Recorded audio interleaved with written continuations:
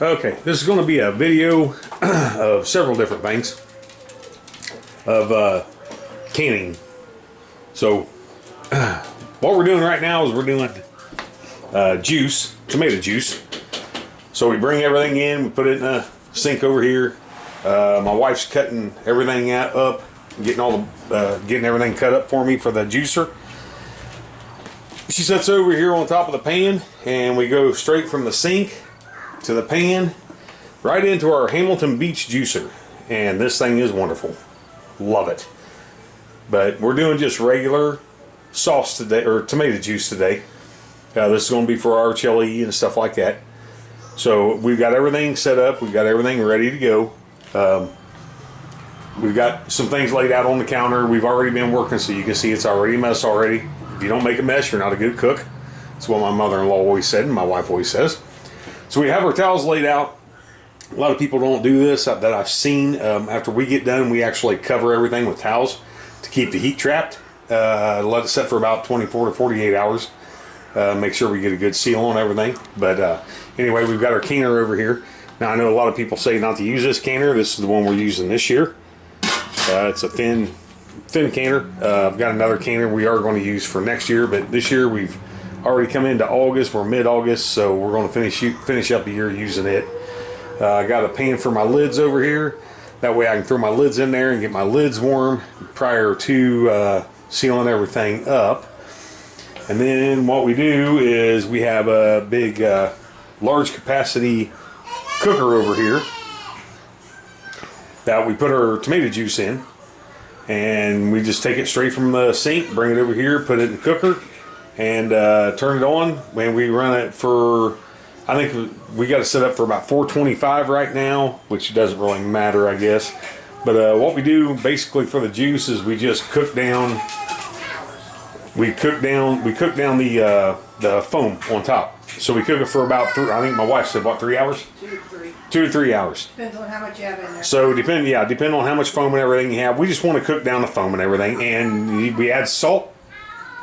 Okay. Half a teaspoon of salt to each jar. Half a teaspoon of salt to each jar is what we're going to end up doing. So right now we're just getting everything set up. We're already getting everything juiced. We're going to end up doing on this same video. We're doing tomato juice. We're going to end up doing my wife's wonderful spaghetti sauce that you could use on pizza, spaghetti. You can use that shit on bread and it tastes good. Then we're going to end up also doing strawberries and pickles. So I'll pause it for right now, and we'll turn it back on when we get ready to start doing a little bit of the canning. Okay. All right. Well, we're back. I'm going to do a short little area right here about what we use. I kind of flew through that first part because we was right in the middle of juicing, and I wanted to get everything in the cooker. So should have done this prior to, but you know what? I'm a little ass backwards, so we'll just do it this way. So got a TV in the kitchen right now. We're just sitting here watching news. We move this TV around. That way we can just keep an eye on the news and stuff. Got a lot of things going on. But our juicer, it's a Hamilton Beach juicer. And it's really nice. I mean, we enjoy it. We had one when we lived down south. Now we got one up here. And then we just use this big red bowl. And usually it takes about 4 bowls of that filled up to about right in here. Takes about 4 bowls of that to fill up our cooker. So we've got that going on. In the earlier video, you seen that my wife had all the tomatoes in the sink with a pan over here. She was cutting up tomatoes. She was taking the stem and everything off and all that, getting all that prepped and ready for the juicing. Then we just went straight into the juicer, then straight into the pot. So I just want to go through and show you a couple things that we actually use doing this. Everybody's different. Everybody changes what they want to do. Of gloves, I use these all the time. I use these for cooking out, for smoking out. I've got smoking videos. I use these all the time. These things are awesome. If you ain't got a pair, you need to get you a pair. My towels I've got laid out. We've got laid out. That way when we come from the water bath, we go straight onto the towels, and then we cover them up. That actually helps trap the heat. That way we don't have the heat dissipating too quick. It actually controls the heat, keeps them cool, or keeps them warm and we usually let them set for about 24 to 48 hours.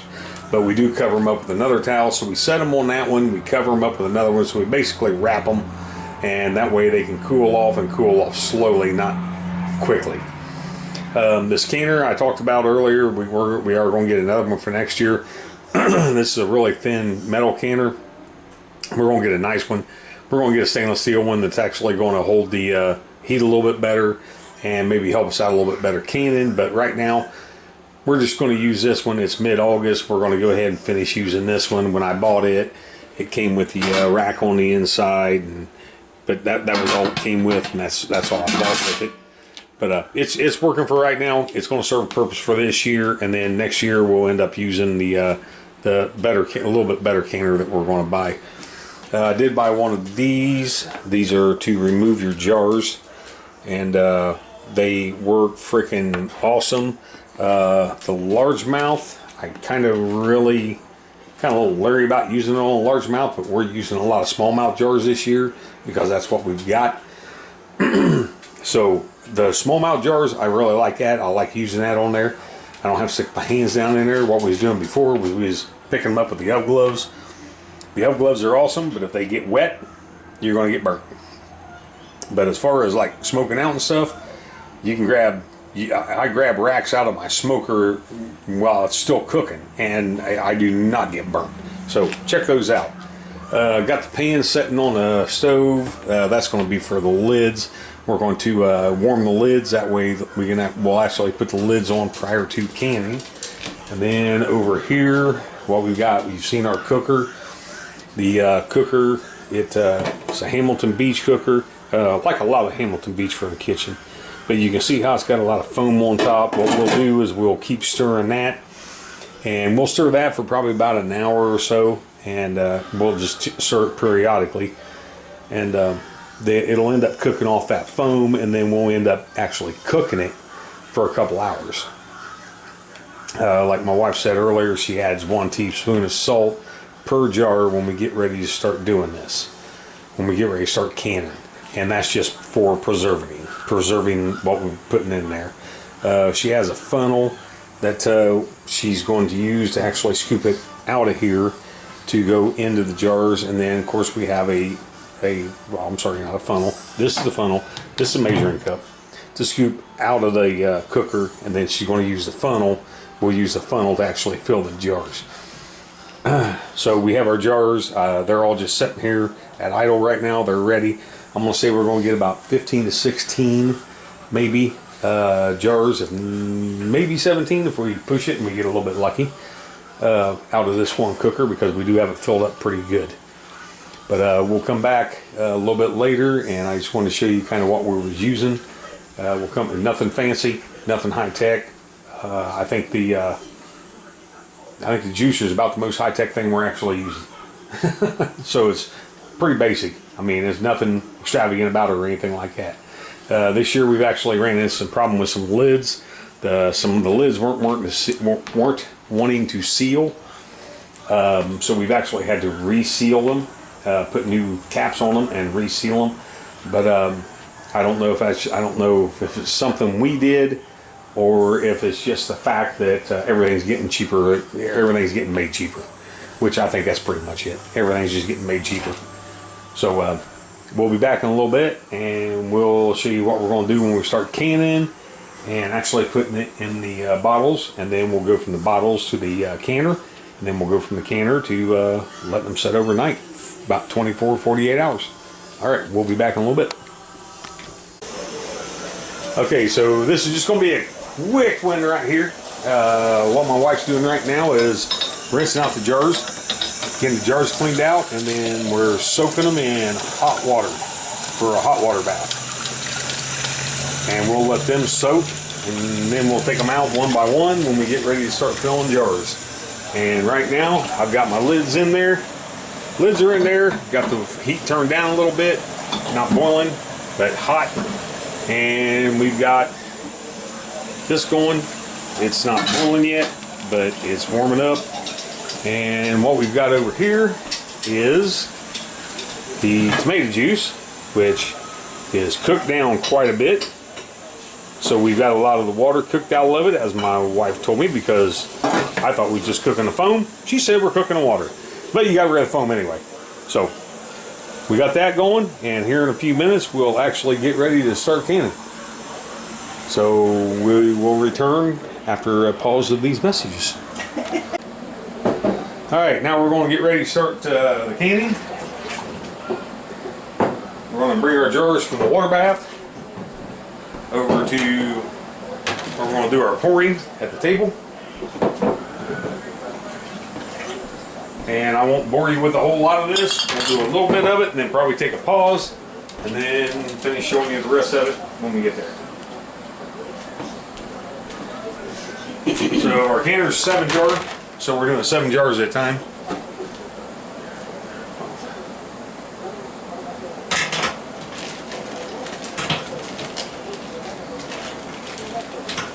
So we're doing 7 jars at a time. First thing I'm going to do is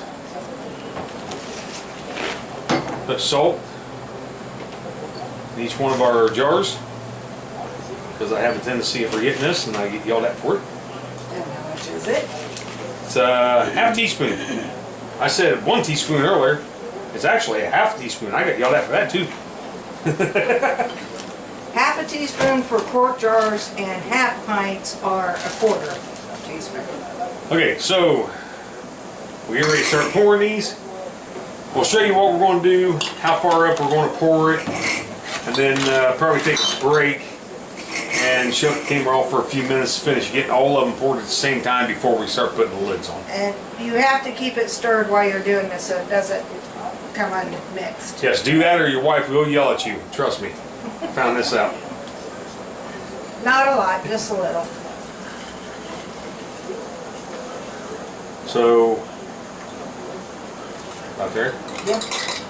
So right about there is where we're filling ours at. Everybody specifies 1 inch below the neck, yada yada yada. We're we kind of wing it and eyeball it.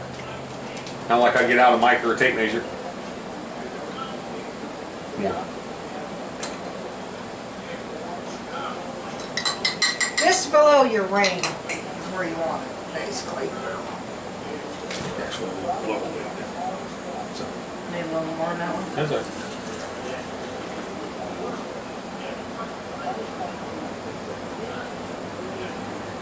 Yeah, a little bit more. See a little bit more. A little bit more. Yeah. Okay, that's it. Alright, so we're going to fill up all the jars like this. And since we're just about there, I'm not even going to stop the video. We're just going to keep going. We'll bore everybody with it.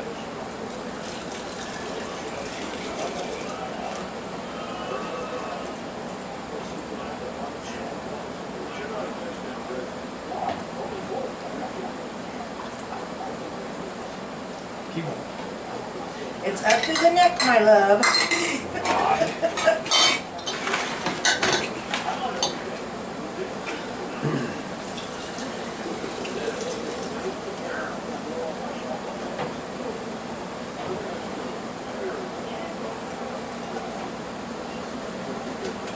So while we're filling these, got a lot of fun stuff going on. Got DNC this weekend, or this week. That should turn out really good. You guys might want to watch it. Probably never seen so many liars in one place at one time. Kind of amazing we try to teach our kids nowadays not to lie, and you can't even let them watch politics without politicians lying. Move your gloves. We're on one dripping. Yeah, like he said earlier, don't get them gloves wet. No, gloves get wet, it will burn you. You can grab hot stuff with it all day long, but you get your gloves wet, it will burn you.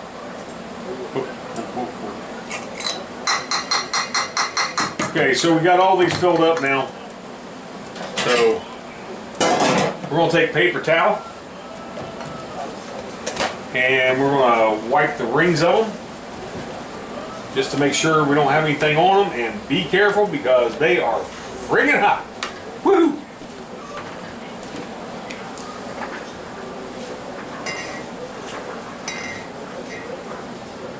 So while I'm doing this, Cindy is going over and she's going to go ahead Blanch grab- the green beans. and blanch green beans because we just pulled some green beans out of the garden today. Green beans, my pole beans are kind of coming to an end, but actually ended up with a real good, pretty good piece of them. Got quite a few bags of frozen green beans off of them. Oh, says on that plate.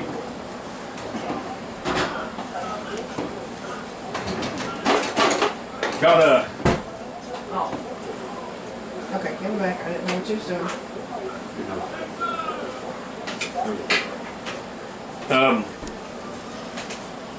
Got some pretty good green beans off of them this year. First time we've ever did pole beans, which turned out pretty good. I was impressed. One thing we did learn this year, and I know this is something we talked about to my father-in-law and stuff, and this and that and the other, but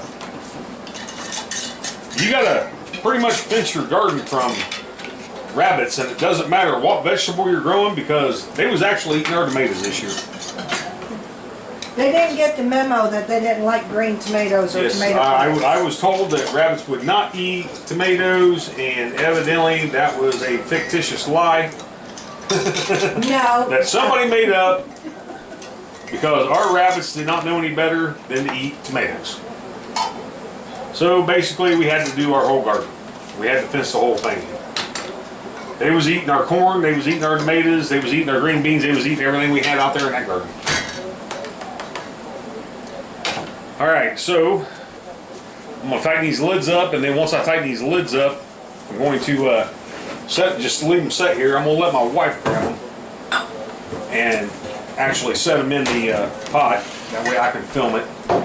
A lot of people do a 2-finger, 3-finger, tighten, whatever. I just kind of grab it. I snug it. Not over tightening. If anybody thinks I'm doing it wrong, please let me know. Because evidently we've had some that's went bad this year. And this is a little bit tighter than the 2-finger. But It was just a bad lid. I think it was. It was just bad lids. You get them. But everything's being made cheaper nowadays. I mean, you know, thanks to our government prices and everything we're all paying for. But basically, she's just setting down in the bath. And we're going to add a little bit of water. Right? Get the hot water. We're going to add a little bit of water, and it's going to be hot water, obviously, because it's already a hot bath. Let me set it there. There you go.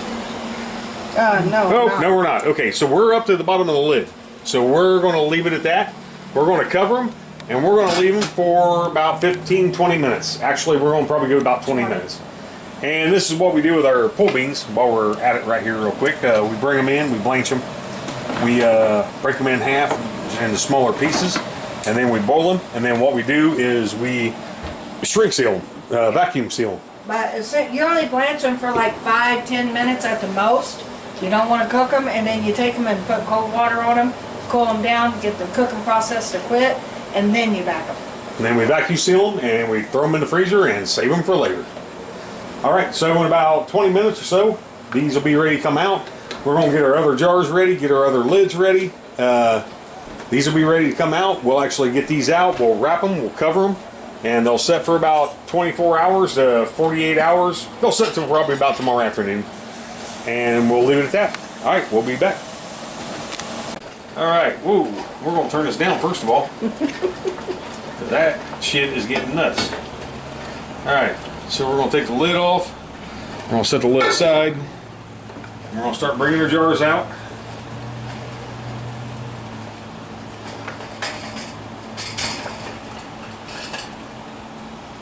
See the separation you got in it?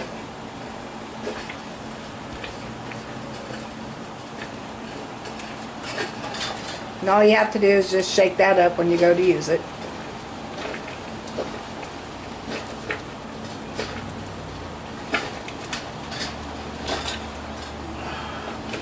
And watch what you're doing, don't get burnt.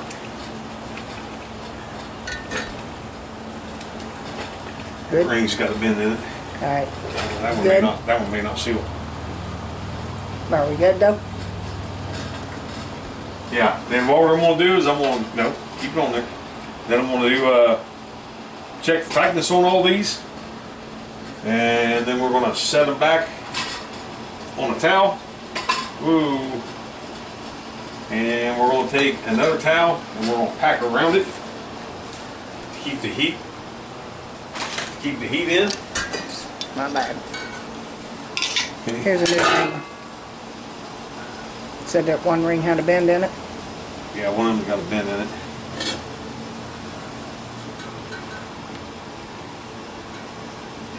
Okay, I'm gonna tap these off a little bit. About one ring has got a bend in it.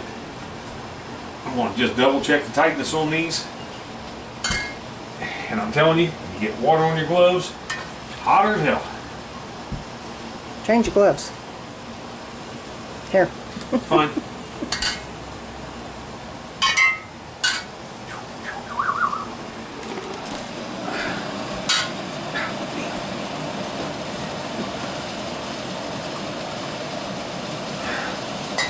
Alright, there's just a jar right here. We didn't see it before we put it in. It's got a bend in the ring right there. I'm gonna go ahead and take this ring off. I'm gonna replace it. Well, no, I'm not. We're gonna see if it's gonna seal. Because if I take it off, it's not gonna seal. Yes, it would. So basically what I'm doing now is we're gonna take the towel. We're gonna wrap these. Keep the heat in. And I'm gonna take a towel. I'm gonna go directly over across. Wrap it all in. Keep that heat trapped. And we're gonna let that set for about 24 hours. 24 to 48 hours. However long it takes for them to cool down and seal. And then that one that's bad, if it's bad and it doesn't seal, we'll pop it off, put a new ring on it, and we'll be done with it. All right, and that's all there is to it.